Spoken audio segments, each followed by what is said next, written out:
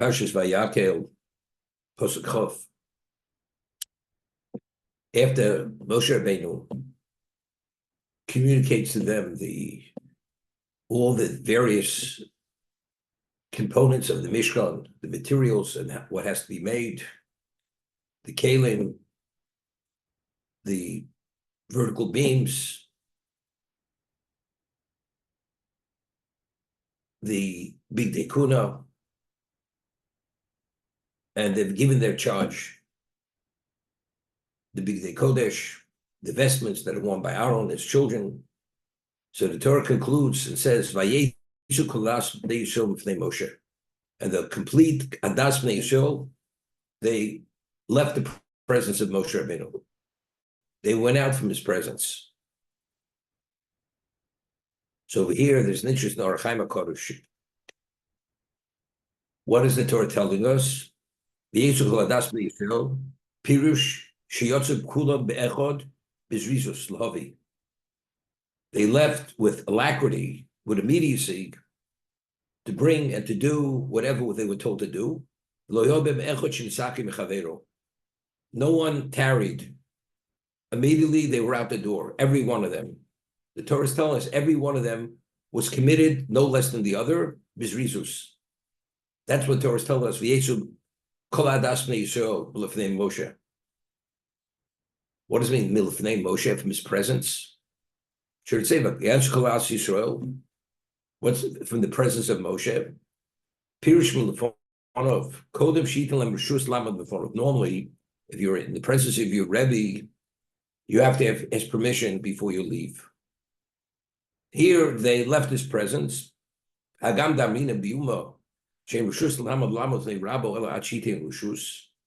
Gemara tells us in Yuma, a person is not permitted to leave the presence of Rebbe until he's given permission. Donu Yisrael, Klaus understood when Moshe Rabbeinu had said to them, "You should take from yourselves truma." And he finished speaking. The equivalent, he says, "Take," mean, and once I finish speaking, immediately attend to what the charge is. Says something interesting. They were so consumed with doing the Ratzon Hashem. It's the concept of Ava B'Kalkel Sashura, that love overrides protocol. They were so singly focused to bring about the Mishkan. All that mattered, or they related to at that moment, was to do the Ratzon Hashem.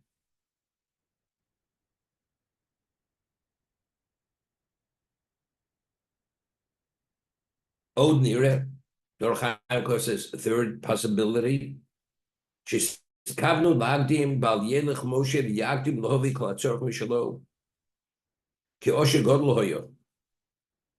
Now, in terms of the love of Klal Yisrael, whose love was greater? Moshe Rabbeinu's love for them, or they for themselves? It's interesting. Moshe, every aspect of his being only expressed itself, manifested itself due to his love of Hashem. When he supplicated HaKadosh Baruch Hu to forgive us for the Chet Egel, that was for Klal Yisrael, or that was since HaKadosh Baruch Hu created the world with an objective, B'shul Yisrael Shenik Reishis, B'shul Torah Shenik Reishis. So without a Klal Yisrael, that objective cannot be addressed. So that means the Ratzon Hashem cannot be fulfilled. So that he, as it says, Veichal Moshe, he became ill from the word choler. When he prayed to that point, it's only because without a Klal Yisrael, there's no Kavod Shamayim. So the emphasis was Kavod Shamayim, was his connection to Hashem. Without Klal Yisrael, there is no Kavod Shamayim. So they thought that the Ava, the willingness and the desire to build a Mishkan for Moshe was greater than theirs. If that's the case, Moshe Rabbeinu would attend to things more quickly than they will. If that's the case, they'll be left out in the cold, so to say. They won't have the same level of opportunity to be involved in the Mishkan. Therefore, it says they left immediately. They left immediately because they felt they would fall short of what their responsibility would be.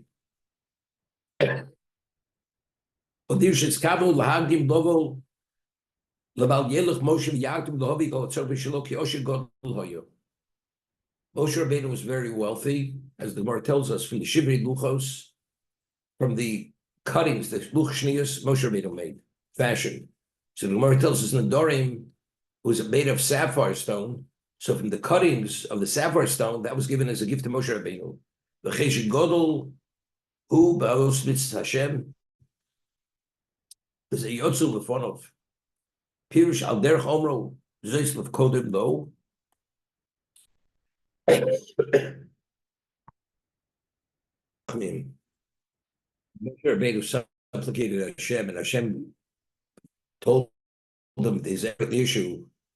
He taught him the 13 attributes of mercy, that if you say them, regardless of how extreme the transgression was, Hashem will respond to some degree. So over here the Torah says in Lamed Al Ches, Vayimar Moshe Vayikod Artzo Yishtachu. He says he hurried and he prostrated himself to the ground and he bowed. Okay? So over here Rashi says, Vayimar Moshe, what does it mean he hurried? What's this hurrying? Kishura Moshe Shechina Overes, when he heard that Shechina was passing by him, V'shoma Kol HaKriya, and he heard Hashem's calling out the Yud Gimel Midas HaRachmim, Biyad V'ishtachu, immediately he bowed. V'yimahir, he hurried, and with immediacy he bowed.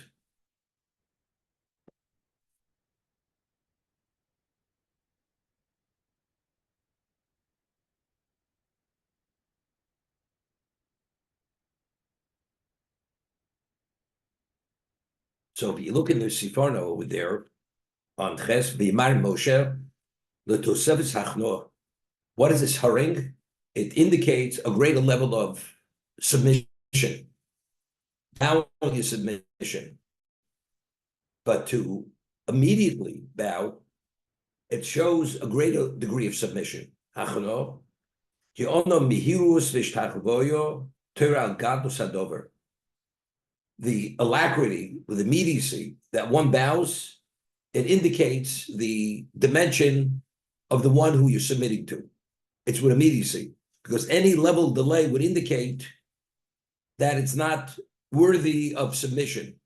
So there shouldn't be even a question of to what you are submitting is done with immediacy. That's what it says. Rav Sheshes ki kora havikora ki chizro. The Gemara says in Brochus, when one bows modim, you have to bow at the waist, that all the vertebrae in the spinal column, they should be actually separated. Because when you bow, the spinal column is made of parts, so it separates. You bow. So the Gemara says when Rav Sheshes would bow, he would bow like a rod. What does it mean, like a rod? Like a rod means you take a rod and you direct it to the ground. It's like, it's in one action. He bowed in one action. What he bowed in one action, like a rod, because that itself indicates the immediacy, because anything less than that immediacy, to bow in one action would indicate that there was some degree of hesitation. But if you're bowing before Hashem and you're submitting to him, how could there even be a consideration that there's a degree of delay? So when it says, Vayimar Moshe Vayikod, he hurried and he bowed, this indicates the degree that he values the presence of Hashem. It was without hesitation. Okay? So it's very interesting. The whole concept of Zriza Magdim LaMitzvah. A person has to, we learn from Avram Avinu by the Akedah, the Torah says, Vayashkim Avram Baboker. Right? Vayachbosh es kamoro. He rose early in the morning and he harnessed his donkey to go to the Akedah. But Torah says, Vayashkim. He rose early to take his son to bring him as a sacrifice. So from here we learn Zriza Magdim LaMitzvahs. And if you would have gone a little bit later, why do you have to rise early to go? That when you go to a mitzvah, you do a bizrizus. Bizriz magdir mitzvahs.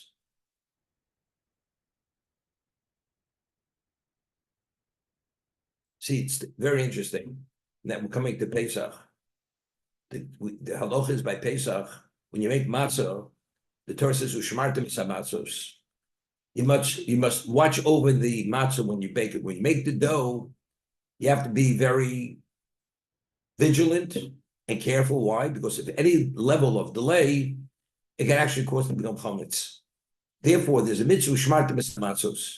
So there's an argument about to be shown. This is from the time that you harvest the wheat to make sure no water comes in contact with the wheat, because it can start fermenting from that point on. Or shmartem matzos is referring to from the kneading process. When you add water to the flour, which is actually, that's the time that the leavening process starts, you have to be very vigilant and keep working that dough, because any level of hesitation could cause that dough to become chametz. Ushmartem matzos. So the word matzos, without the vowels, can be read, ushmartem mitzvos. You should watch over the mitzvahs. Mitzvah bo liyotcha al tachmitzeno. When mitzvah presents itself to you, al tachmitzeno, don't let it become chametz. There should be no level of delay. Just as when it comes to the chametz, making the matzah, there should be no level of delay. When you come to make the matzah, the dough, there should be no level of delay. So ushmartem mitzvos, without the vowels. Identically, when you go to do a mitzvah, it should be without delay. Without delay. But again, it's a different connotation. Without delay, if a yashkim avrabok is zrizim agdiv mitzvahs. Zrizus is more than delay. You do it with alacrity. What does alacrity indicate? The importance of whatever you're about to do. Too soon is not soon enough. That's vayashkim avrabok. Vayimar Moshe vayikod. It says he hurried and he bowed. That he hurried without any level of hesitation, the hurrying indicates the value of the one that you're submitting to. That's Vayimaya. And he says that's why Rav Sheshes, when he bowed, said Modim in the Shmon Esrei, he bowed at the waist, like a rod. It's not he went down slowly. Immediately, in one action, he bowed at the waist. Because who's he bowed before? You stand before Hashem, how do you not bow with immediacy? Okay? So over here, what the Orach Chaim HaGerush said similar. They left the presence of Moshe because they were concerned that if they're not there immediately, Moshe Rabbeinu is going to immediately start building the Mishkan. And if Moshe Rabbeinu gets involved, there's going to be less for them to do. Therefore, they left his presence immediately. That indicates the Zrizus. It's literally the same idea. This is something which is very positive. Klal Yisrael wanted to be reinstated to such a degree and to participate in that process of reinstatement. Therefore, the moment they were given the charge, they were out the door. Although you have to ask permission from your Rebbe before you leave, but here there was this overriding factor. They were consumed with this reason. Therefore, they left because they were concerned Moshe Rabbeinu had the ability, and they didn't want that Moshe Rabbeinu's involvement should deny them that ability.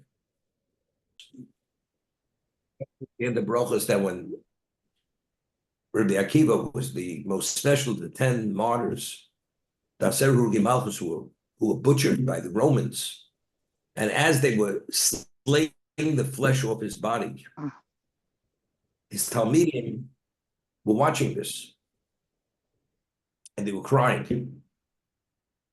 And he says to them, "Why are you crying? Don't you realize my whole life I waited for this moment?" It says in the Kriya Shema,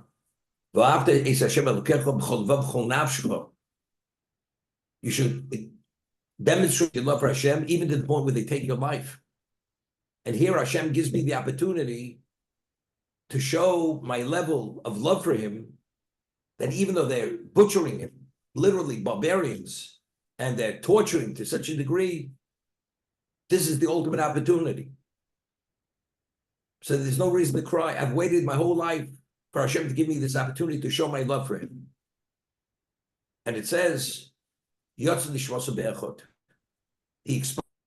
when he said, Hashem Echad, Yotze Baskol, the Baskol came out from heaven and said that Rabbi Akiva, that you have a pure, holy soul. Okay? I mean, what was Rabbi Akiva was ecstatic, and his Talmidim were crying. What's the difference between Rabbi Akiva and his Talmidim? Now, the Gemara tells us in Sanhedrin that Rabbi Akiva's greatness was, he was the greatest of the Tanoim, that he would be Oka Horim V'Tochnu Zubezu. His level of dimension of genius of his understanding was, it would be equivalent, he'd uproot mountains and he would grind them together. He would pulverize them to get to the core and the understanding, to elucidate every aspect of Torah. That's what Reb Kiva would do. Now, one moment of Reb Kiva's Torah teaching, what was its value? It was it's the equivalent of our whole generation of Torah, maybe even more than that. So Reb Kiva now is being put to death because he disseminated Torah in a public setting. Why? Because that was his obligation of Kiddush Hashem. Even though there was a decree that you could be put to death, a Jew has an obligation at that moment to act as he's supposed to, although the consequence will be that they take your life. Which means Rabbi Kiva giving his life for Kiddush Hashem has greater value than all the Torah that Rabbi Kiva is able to teach from now going forward. Because Hashem says, what should you do? Give my life, or should I continue teaching? Hashem should give you your life. So Kiddush Hashem has greater value than what? Than the dissemination of Torah. The Talmidim, what did they see? How were they experiencing what they're witnessing? If Rabbi Kiva is not here, all the future Torah that we have to elucidate and understand, it's not going to be available. So they saw themselves at a loss. They saw themselves as being victims of this action. Rabbi Kiva saw it the other way. This is the ultimate. Even though you're giving up so much, you're giving up a life of dissemination, but what does Hashem value? Hashem says, Kiddush Hashem is always the overriding factor, to sanctify my name. As a result of that, Rabbi Kiva was ecstatic and his Talmidim were crying because they saw their personal predicament. That was the difference between the dimension who Rabbi Kiva was and who they were. Klal Yisrael, why did they want the building of the Mishkan? They wanted to be reinstated. They were disenfranchised with the breaking of the Luchos. Even if though we have Luchos Shneos, Hashem says, you're not fully back in the saddle unless you have the Mishkan. You need the medium of the Mishkan to make that connection. So it was, they wanted to be reconnected. Call that Avos Hashem, but the emphasis was, we want. Moshe Rabbeinu is not, I want. It's Hashem wants.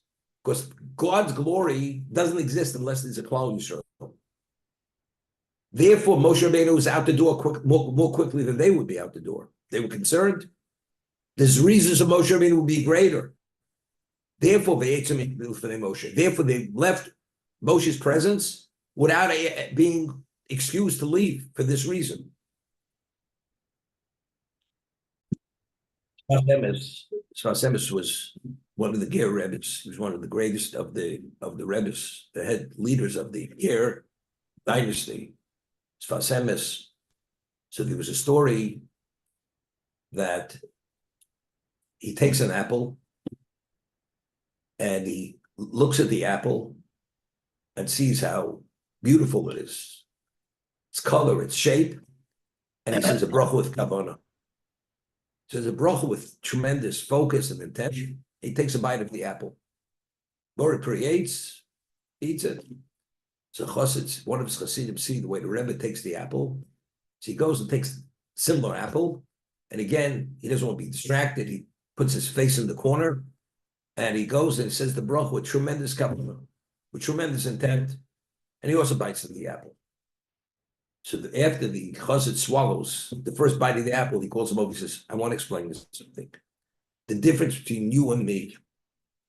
When I said the bracha on the apple, it's not because I wanted to eat the apple. He says I wanted to acknowledge that Hashem is the creator of the fruit. When you ate the apple, you wanted to eat the apple, except you're not eating the apple unless you say the bracha first. That's the difference between me and you. Don't think because we both say the bracha with the same level of intensity, we're on the same level. I'm the Rebbe, you're the Chassid. Similar idea. Moshe Rabbeinu, because he struck the rock, was not permitted to go into Eretz Yisrael.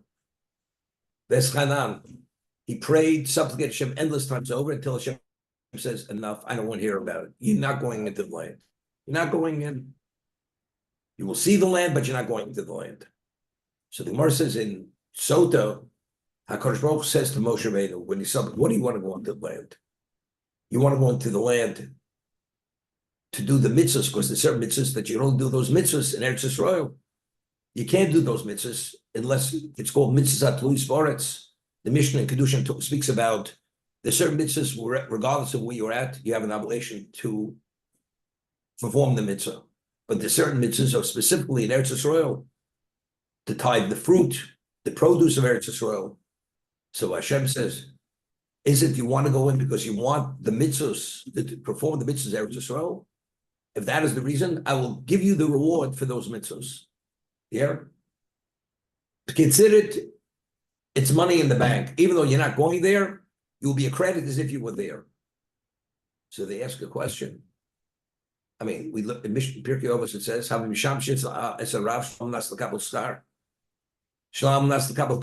you serve the master, it should not be for the sake of reward. And yet Hashem says, what do you want to go in? You want to go in to receive reward for the mitzvahs? Consider it deposit in your account already. Moshe Rabbeinu, the greatest Jew ever lived, who was Nachnu Mo, who was negated Hashem to such a degree. I mean, what's even the consideration? You're doing the mitzvah, was you want reward for the mitzvah? That's the question which is asked on the Gemara in Sota. Why did God create this world? So the Navi says, L'chlodi barosiv. I created this world that if you acknowledge my glory, you're worthy to have a relationship. So the will of Hashem is that we should continuously upgrade to be able to have a relationship with him. That's the objective of creation. Moshe Rabbeinu didn't want the reward, so he should have the reward. Because that's the will of God, that we should upgrade to be able to have a relationship with him. It's the same idea we were explaining. Moshe Rabbeinu, why does he want the Mishkan? To be immediately in place.